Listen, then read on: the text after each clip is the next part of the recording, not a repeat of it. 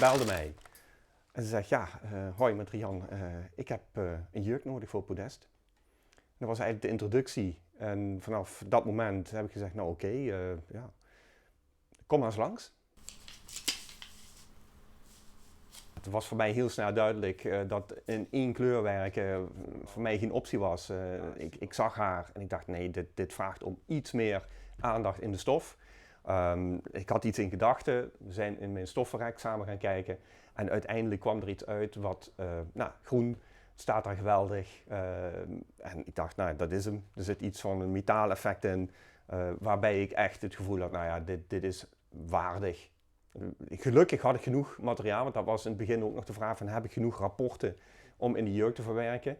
En een rapport, ja, dat zijn eigenlijk de motieven die op elkaar moeten aansluiten, hè, als je iets in stof gaat maken.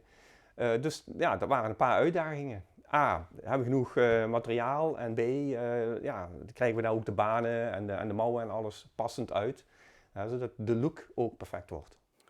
En tijd. Hoeveel tijd had u? Nou ja, al met al een paar dagen. Wat is voor jou een belangrijk leermomentje geweest bij deze jurk?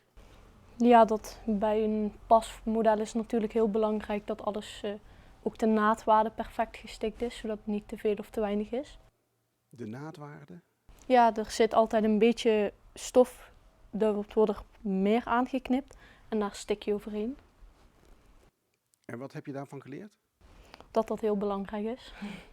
Want als het niet goed wordt gedaan, wat dan? Dan pas je misschien de patronen te veel aan en dan past de jurk niet. Dat willen we niet hebben natuurlijk. Nee.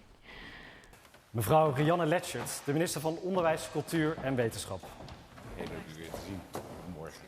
Ze straalt uit dat ze onderwijs en cultuur doet. In mijn jurk? Ja, in mijn jurk. Ja. Op de foto is dat geluid dan niet te horen.